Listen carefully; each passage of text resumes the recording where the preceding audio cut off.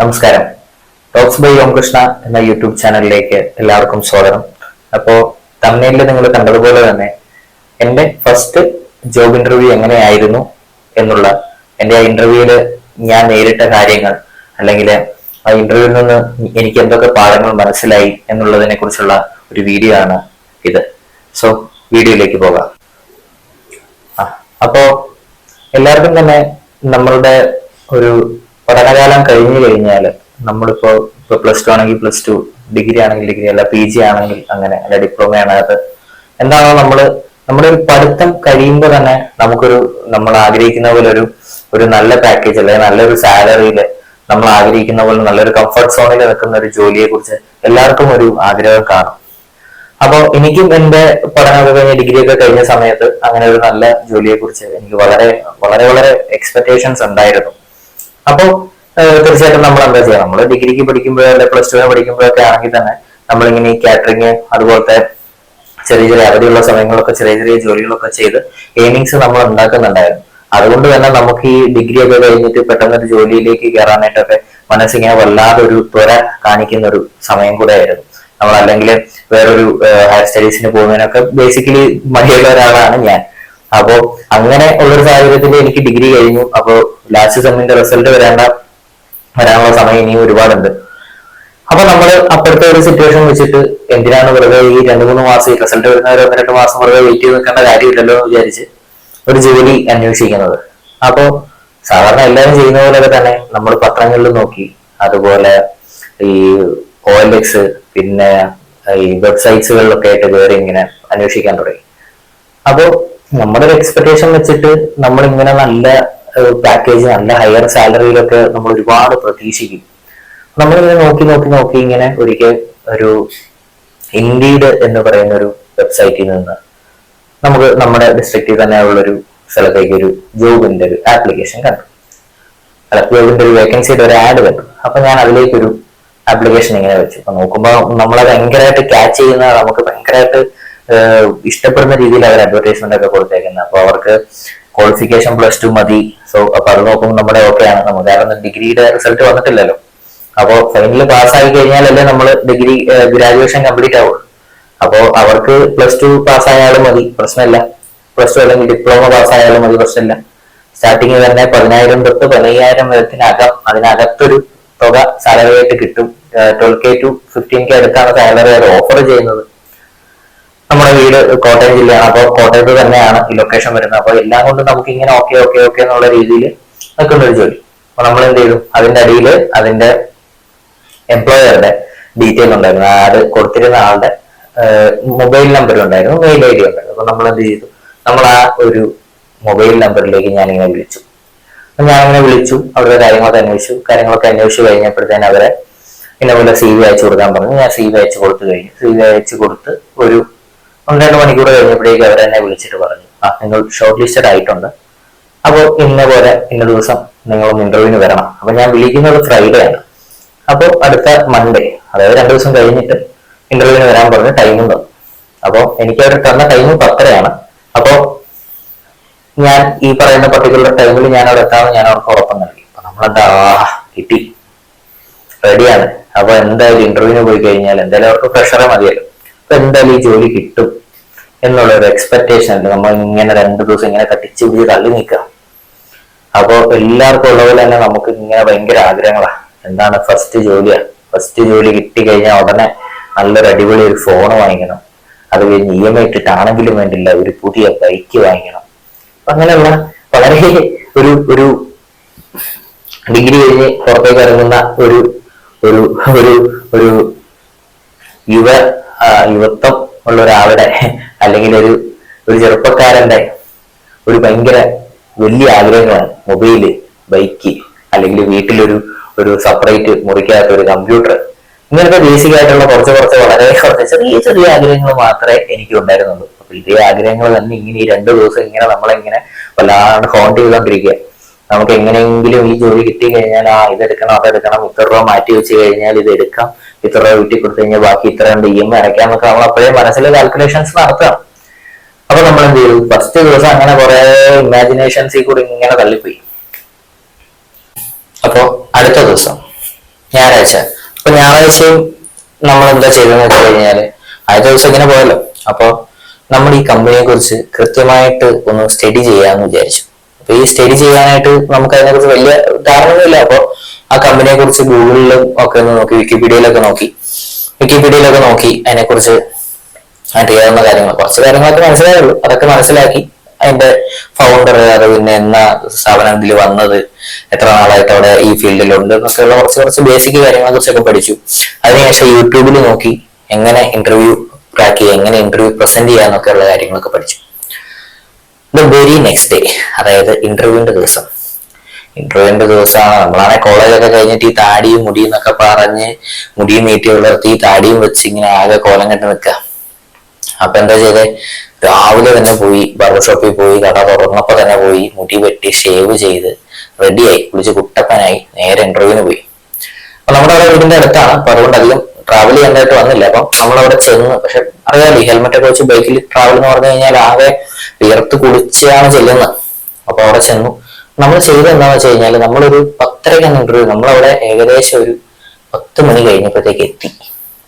10:30 interview, നമ്മൾ 10 മണിക്ക് എത്തി. സോ ഞാൻ ചെയ്ത ആദ്യത്തെ മിസ്റ്റേക്ക് അതായിരുന്നു. ഒരുപാട് നേരത്തെ ഇന്റർവ്യൂവിന് ചെന്നു.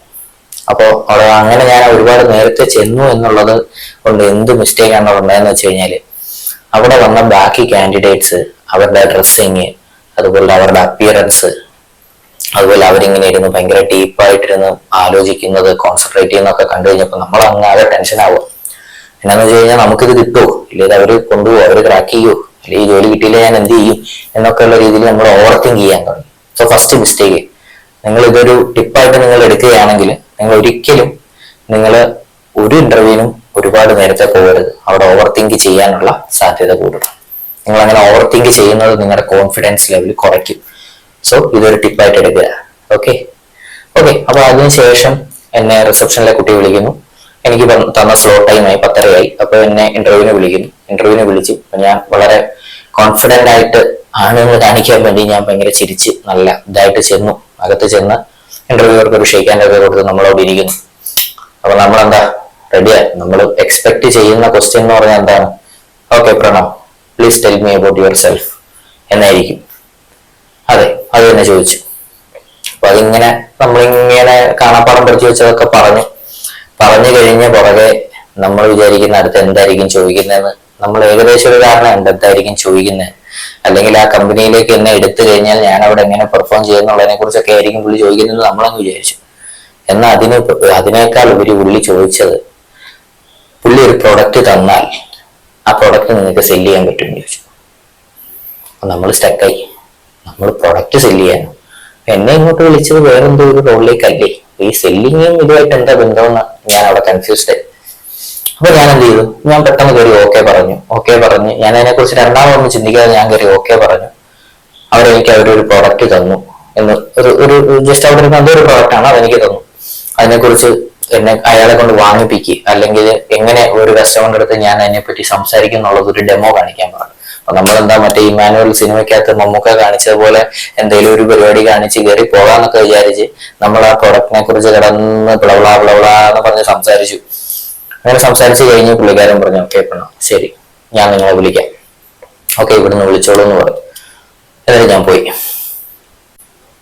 അപ്പോ അടുത്ത ദിവസം അവിടെ തന്നെ വിളിച്ച് പറഞ്ഞു നമ്മൾ ആ ജോലിയിൽ സെലക്ട് ആയിട്ടില്ല എന്ന് പറഞ്ഞു. അപ്പൊ ഓക്കെ, ബേസിക്കലി നമ്മളൊരു ജോലിക്ക് അന്വേഷിച്ച് പിടിച്ച് നമ്മൾ ഇന്റർവ്യൂവിനൊക്കെ പോയി, അത് കിട്ടിയില്ല എന്ന് പറഞ്ഞു കഴിയുമ്പോൾ സാധാരണ രീതിയിലാണെങ്കിൽ നമ്മളത് വിടും. അങ്ങനെ ഞാനും വിട്ടു. പക്ഷെ എന്തുകൊണ്ട് ആ ഇന്റർവ്യൂ കിട്ടിയില്ല എന്നുള്ളതിനെ കുറിച്ച് ഞാനൊന്ന് കൃത്യമായിട്ടിരുന്ന് ആലോചിച്ച് ചിന്തിച്ച് ഒരു മറുപടി, അല്ലെങ്കിൽ എനിക്ക് തന്നെ എന്നോട് ചോദിച്ചു, ഞാൻ തന്നെ എന്നോട് ചോദിച്ചു എന്തുകൊണ്ട് അത് കിട്ടിയില്ല. അപ്പൊ എനിക്ക് അതിന് കൃത്യമായിട്ടൊരു മറുപടി കിട്ടി. ഞാൻ തന്നെ കണ്ടെത്തി എന്റെ മറുപടി. കാരണം ഒന്നുമല്ല, ഞാൻ ചെയ്ത ഒരു 1-2 മിസ്റ്റേക്കുകൾ കൊണ്ടാണ് എനിക്ക് ആ ജോലി കിട്ടാതിരുന്നത്. ഒരുപക്ഷെ അത് കിട്ടണം നിർബന്ധമൊന്നുമില്ല, പക്ഷേ എങ്കിലും ഞാൻ ചെയ്ത കുറച്ച് മിസ്റ്റേക്കുകളുണ്ട്, അത് ഞാൻ പറഞ്ഞുതരാം. ഒന്ന്, ഫസ്റ്റ് മിസ്റ്റേക്ക് ആയിരുന്നു, ഞാൻ നിങ്ങളോട് നേരത്തെ പറഞ്ഞ പോലെ തന്നെ ഫസ്റ്റ് മിസ്റ്റേക്ക്, ഞാൻ ഒരുപാട് നേരത്തെയാണ് അവിടെ എത്തിയത്. അപ്പൊ അതെന്നെ ഒരുപാട് ഓവർ തിങ്ക് ചെയ്യാനും അതുപോലെ മറ്റുള്ള ആൾക്കാരുടെ അപ്പിയറൻസും മറ്റുള്ള ആൾക്കാർ എങ്ങനെ പെർഫോം ചെയ്യുന്നതിനെ കുറിച്ചൊക്കെ ഞാൻ ചിന്തിക്കേണ്ട ആവശ്യമില്ലല്ലോ. പക്ഷെ ഞാൻ അതിനെക്കുറിച്ച് ചിന്തിച്ചു. അങ്ങനെ ചിന്തിച്ച് എന്റെ കോൺഫിഡൻസ് ലെവൽ ഓട്ടോമാറ്റിക്കലി കുറഞ്ഞുപോയി. 2, ഞാൻ അവിടെ അവര് പറഞ്ഞ അല്ലെങ്കിൽ അവരൊരു പ്രോഡക്റ്റ് സെല് ചെയ്യാൻ പറഞ്ഞപ്പോൾ ഞാനത് എന്തുകൊണ്ട്, അല്ലെങ്കിൽ ആ പ്രൊഡക്റ്റ് ഞാൻ സെല് ചെയ്യണമെങ്കിൽ ആ പ്രൊഡക്റ്റിനെ കുറിച്ച് കൃത്യമായ ധാരണ എനിക്കുണ്ടാവണം. അപ്പൊ ആ പ്രൊഡക്റ്റിനെ കുറിച്ച് പഠിക്കാതെ, അല്ലെ പ്രൊഡക്റ്റിനെ കുറിച്ച് ആ പ്രൊഡക്റ്റ് എന്താണ് എന്നറിയാതെ ഒരിക്കലും ഞാൻ ആ പ്രൊഡക്റ്റ് സെല് ചെയ്യാന്ന് എഗ്രി ചെയ്യരുതായിരുന്നു. അതടുത്ത തെറ്റ്. 2, ഒരിക്കലും നമ്മൾ നമ്മുടെ കോൺഫിഡൻസ് ലെവൽ കളയരുത്. കാരണം നിങ്ങൾ എന്താണോ അതായിട്ട് മാത്രം നിങ്ങൾ ഒരു ഇന്റർവ്യൂവിന് പ്രസന്റ് ചെയ്യുക. നിങ്ങൾ നിങ്ങളെ തന്നെയാണ് അവർക്ക് മുന്നിൽ പ്രസന്റ് ചെയ്യേണ്ടത്. ഇപ്പോ നിങ്ങളൊരു നല്ല കമ്മ്യൂണിക്കേറ്റർ ആണെങ്കിൽ അവർക്ക് ആവശ്യം ഒരു കമ്മ്യൂണിക്കേഷൻ സ്കില്ല് നന്നായിട്ടുള്ള ഒരു വ്യക്തിയാണ് ആവശ്യമെങ്കിൽ നിങ്ങൾ നന്നായിട്ട് കമ്മ്യൂണിക്കേറ്റ് ചെയ്യുമെങ്കിൽ അത് നിങ്ങളുടെ ഒരു പ്ലസ് പോയിന്റ് ആയിട്ട് അവരെടുക്കും. അതല്ലാത്ത പക്ഷം നിങ്ങൾക്ക് കമ്മ്യൂണിക്കേറ്റ് ചെയ്യാൻ അറിയില്ല, മറ്റാൾക്കാരോട് സംസാരിക്കാൻ നിങ്ങൾക്ക് അറിയില്ല, പക്ഷെ നിങ്ങൾ നിങ്ങളുടെ CV-യിൽ ഗുഡ് കമ്മ്യൂണിക്കേഷൻ സ്കിൽ എന്നൊക്കെ പറഞ്ഞ് എഴുതി കൊടുത്ത് അവർ 2 ചോദ്യം ചോദിച്ചു കഴിയുമ്പോൾ, അല്ലെ നിങ്ങളോട് നിങ്ങളുടെ കാര്യങ്ങൾ ചോദിച്ചു കഴിയുമ്പോൾ നിങ്ങൾ പറയാനായിട്ട് നിങ്ങൾ ഇങ്ങനെ വിമുഖത കാണിക്കുകയാണെങ്കിൽ അത് നമ്മൾ ശരിക്കും അവിടെ നമ്മൾ ഒരു മാസ്ക്ഡ് ആയിട്ടുള്ള ഫേസ് ആണ് നമ്മളെ കാണിക്കുന്നത്. നമ്മൾ ജെന്യുവൻ ആയിട്ടുള്ള മുഖം അല്ലല്ലോ കാണിക്കുന്നത്. സോ അങ്ങനത്തെ കാര്യങ്ങൾ ഞാൻ അതിൽ നിന്ന് ഒരുപാട് പഠിച്ചു. സോ എങ്ങനെ നിങ്ങൾ ഒരു കമ്പനിയിലേക്ക് ഇന്റർവ്യൂവിന് പോകണം, അല്ലെ നിങ്ങൾ എങ്ങനെയാണ് നിങ്ങളെ തന്നെ പ്രസന്റ് ചെയ്യേണ്ടത് എന്നുള്ളതിനെ കുറിച്ചൊക്കെ എനിക്ക് കിട്ടിയ ഫസ്റ്റ് പാഠം അവിടെ നിന്നായിരുന്നു. സോ ഇതൊരു എന്റെ ജസ്റ്റ് ഫസ്റ്റ് എക്സ്പീരിയൻസ്, എന്റെ ഒരു ഫസ്റ്റ് ഇന്റർവ്യൂവിനൊക്കെ പോയിട്ടുള്ള എന്റെ ഒരു എക്സ്പീരിയൻസ് മാത്രമാണ് ഞാൻ നിങ്ങൾക്ക് മുന്നിലായിട്ട് ഷെയർ ചെയ്യുന്നത്. ഇതൊരിക്കലും നിങ്ങൾക്ക് എങ്ങനെ ഒരു ഇന്റർവ്യൂ ക്രാക്ക് ചെയ്യാമെന്നോ അതിനെക്കുറിച്ചുള്ള ഒരു ഡീറ്റെയിൽഡ് വീഡിയോ അല്ല ഇത്. അപ്പോ ഈ വീഡിയോയിൽ തന്നെ നിങ്ങളൊരു ഇന്റർവ്യൂവിന് പോവുകയാണെങ്കിൽ നിങ്ങൾക്ക് എങ്ങനെ ആ ഇന്റർവ്യൂവിന് ഒന്ന് പ്രസന്റ് ചെയ്യാന്നുള്ളതിനെ പറ്റി ഒരു 5 ടിപ്സ് ഞാൻ പറഞ്ഞുതരാം. 1, ഫസ്റ്റ് വൺ, നിങ്ങൾ പോകുന്ന സമയം, നിങ്ങളൊരു മാക്സിമം നിങ്ങൾക്ക് തന്നിരിക്കുന്ന സമയത്തിന് 10 മുതൽ 15 മിനിറ്റിനകത്ത് മാത്രം നിങ്ങൾ അവിടെ എത്താൻ ശ്രമിക്കുക. അല്ലാത്ത പക്ഷം നിങ്ങൾ അവിടെ ഒരുപാട് നേരത്തെ ചെന്ന് കഴിഞ്ഞാലോ അല്ലെങ്കിൽ ഒരുപാട് ലേറ്റ് ആയിട്ട് ചെന്ന് കഴിഞ്ഞാലോ രണ്ടും നിങ്ങളുടെ കോൺഫിഡൻസിനെ ബാധിക്കും. 2, നിങ്ങൾ എന്താണോ, നിങ്ങൾക്ക് എങ്ങനെ നിങ്ങളെ പ്രസന്റ് ചെയ്യാൻ സാധിക്കുമോ അതിന്റെ എക്സ്ട്രീം കോൺഫിഡന്റ് ലെവലിൽ മാത്രം നിങ്ങളെ പ്രസന്റ് ചെയ്യുക. ഒരിക്കലും നിങ്ങൾ അവിടെ പോകുമ്പോൾ നിങ്ങൾ നിങ്ങളായി മാത്രം പോകുക, മറ്റൊരു വ്യക്തിയായിട്ടോ അല്ലെങ്കിൽ നിങ്ങൾ വേറൊരാളെ പോലെയോ നിങ്ങൾ ഒരിക്കലും അവരുടെ മുന്നിൽ അഭിനയിക്കാതിരിക്കുക. 3, നിങ്ങൾ ഒരു ഇന്റർവ്യൂവിന് പോകുന്ന സമയത്ത് നിങ്ങൾ നിങ്ങളുടെ ഡ്രസ്സിങ്ങിലും ഗ്രൂമിങ്ങിലും ശ്രദ്ധിക്കുന്നത് പോലെ തന്നെ ശ്രദ്ധിക്കേണ്ട ഒരു കാര്യം, നിങ്ങളിപ്പോ ഒരു വാല്യൂബിൾ ആയിട്ടുള്ള പ്രോഡക്ട്സ് ധരിച്ച് അല്ലെങ്കിൽ വാല്യൂബിൾ ആയിട്ടുള്ള ഫോർമൽ ഷർട്ടും ഫോർമൽ പാന്റും ഷൂസും ഒക്കെ ഇട്ട് പോകുന്നതിനേക്കാൾ ഏറ്റവും നല്ലത് നിങ്ങളുടെ കംഫർട്ട് സോണിൽ നിന്ന് നിങ്ങൾക്ക് എങ്ങനെ ഡ്രസ്സ് ചെയ്യാം എന്നുള്ളതിനെ പറ്റി നോക്കിയതിനു ശേഷം അതുപോലെ ഡീസെന്റ് ആയിട്ട് ഒരു ഡ്രസ്സിങ്ങിൽ മാത്രം നിങ്ങൾ ഇന്റർവ്യൂവിന് പ്രസന്റ് ചെയ്യുക. അത് എപ്പോഴും തികച്ചും നിങ്ങളുടെ ഒരു ഐഡന്റിറ്റിയെ കൂടെ വ്യക്തമാക്കുന്നതായിരിക്കും. അടുത്തത് 4, നാലാമത്തെ പോയിന്റ് എന്ന് പറയുന്നത് ഹോണസ്റ്റിയാണ്.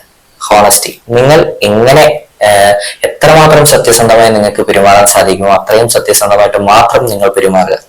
അത് പറയാനുള്ള ഒരു കാരണം എന്താണെന്ന് വെച്ച് കഴിഞ്ഞാൽ, ഒരു ഇന്റർവ്യൂവർ നിങ്ങളോടൊരു ക്വസ്റ്റ്യൻ ചോദിക്കുകയാണ്, നിങ്ങൾക്ക് അതിന്റെ ആൻസർ നിങ്ങൾക്ക് അറിയില്ലാത്ത പക്ഷം നിങ്ങൾ അത് അറിയില്ല എന്ന് തന്നെ പറയണം. അതായത് നിങ്ങൾ ഒരിക്കലും ഒരു ചളിപ്പോ അല്ലെങ്കിൽ അത് പറഞ്ഞുകൊണ്ട് കഴിഞ്ഞാൽ അയ്യോ അവരെ എന്നെ കുറിച്ച് എന്ത് വിചാരിക്കും എന്നൊന്നും ഓർത്ത് നിങ്ങൾ അതിനെക്കുറിച്ച് ബോധപ്പെടേണ്ട കാര്യമേ ഇല്ല. കാരണം നിങ്ങൾക്ക് അറിയാത്തൊരു കാര്യം നിങ്ങൾ അറിയുന്നു എന്ന് പറഞ്ഞ് മറ്റൊരാളെ തെറ്റിദ്ധരിപ്പിക്കേണ്ട കാര്യം നിങ്ങൾക്കില്ല. കാരണം നിങ്ങളുടെ സെൽഫ് അവയർനെസ് ഉള്ള ആളുകളായിരിക്കണം. നിങ്ങൾക്ക് നിങ്ങളെപ്പറ്റി വ്യക്തമായ ധാരണകൾ ഉണ്ടായിരിക്കണം. അതുകൊണ്ട് തന്നെ നിങ്ങൾക്കൊരു കാര്യം അറിയില്ല എന്ന് പറഞ്ഞാൽ ഒരിക്കലും അത് മറ്റൊരാൾ അതൊരു തെറ്റായിട്ട് എടുക്കണമെന്നില്ല. പ്രത്യേകിച്ച് നിങ്ങളെക്കുറിച്ച് കൃത്യമായിട്ട് ഒരു അസസ്മെന്റ് നടത്താനായിട്ടായിരിക്കും ഫ്രണ്ടിലിരിക്കുന്ന ഇന്റർവ്യൂവർ ശ്രമിക്കുക. അതുകൊണ്ട് തന്നെ അത് നിങ്ങൾക്ക് ഒരു പ്ലസ് പോയിന്റ് ആയിരിക്കും, ഹോണസ്റ്റ് ആയിട്ടിരിക്കുക എന്നുള്ളത്. ഓക്കെ, അടുത്തത് 5ാമത്തെ പോയിന്റ്. നിങ്ങൾ ഒരു പർട്ടിക്കുലർ സ്ഥാപനത്തിലേക്ക് ഇന്റർവ്യൂവിന് പോകുമ്പോൾ ആ സ്ഥാപനത്തെ കുറിച്ച് വ്യക്തമായിട്ടൊരു ധാരണ നിങ്ങൾക്ക് ഉണ്ടായിരിക്കണം. നിങ്ങൾ അപ്ലൈ ചെയ്യുന്ന ജോലി എന്താണ്, ആ ജോലിയുടെ സാധ്യതകൾ എന്തൊക്കെയാണ്, അല്ലെങ്കിൽ ആ ജോലിക്ക് പോകുമ്പോൾ അവരെന്തൊക്കെ ചോദിക്കാനുള്ള സാധ്യതകൾ ഉണ്ടെന്നുള്ളതിനെ പറ്റിയും ആ സ്ഥാപനത്തെ പറ്റിയും വ്യക്തമായി പഠിച്ചതിന് ശേഷം മാത്രം ഇന്റർവ്യൂവിന് പോവുക. അങ്ങനെയാണെന്നുണ്ടെങ്കിൽ ഒരു പരിധിവരെ നിങ്ങൾക്ക് ആ ഇന്റർവ്യൂ ക്രാക്ക് ചെയ്യാൻ സാധിക്കും. ഓക്കെ, അപ്പോ എന്റെ ഈ വീഡിയോ ഇവിടെ അവസാനിക്കുകയാണ്. ഇത് ഞാൻ എന്റെ ജസ്റ്റ് ഒരു ഫസ്റ്റ് ഇന്റർവ്യൂവിൽ നിന്നുള്ള എക്സ്പീരിയൻസും അതുപോലെ തന്നെ മറ്റു ചില ഇന്റർവ്യൂവിൽ ഞാൻ അറ്റൻഡ് ചെയ്തതിന്റെ ഒരു എക്സ്പീരിയൻസും വെച്ച് മാത്രം ക്രിയേറ്റ് ചെയ്തൊരു വീഡിയോ ആണ്. ഇതൊരിക്കലും നിങ്ങൾക്ക് എങ്ങനെ ഇന്റർവ്യൂ ക്രാക്ക് ചെയ്യാം എന്നുള്ളതിനെ കുറിച്ചുള്ള ഒരു ട്യൂട്ടോറിയലോ കാര്യങ്ങളോ ഒന്നും തന്നെയല്ല. എന്റെ പേഴ്സണൽ ആയിട്ടുള്ള എക്സ്പീരിയൻസ് മാത്രമാണ് നിങ്ങൾക്ക് മുന്നിൽ ഷെയർ ചെയ്തിരിക്കുന്നത്. നിങ്ങൾക്കും നിങ്ങളുടെ ഫസ്റ്റ് ഇന്റർവ്യൂവിൽ ഉണ്ടായ അനുഭവങ്ങളും കാര്യങ്ങളും ഒക്കെ തന്നെ ഈ വീഡിയോയുടെ കമന്റ് ബോക്സിൽ നിങ്ങൾക്ക് ഷെയർ ചെയ്യാവുന്നതാണ്. സോ മറ്റൊരു വീഡിയോ ആയിട്ട് വരുന്നവരെയും ബൈ.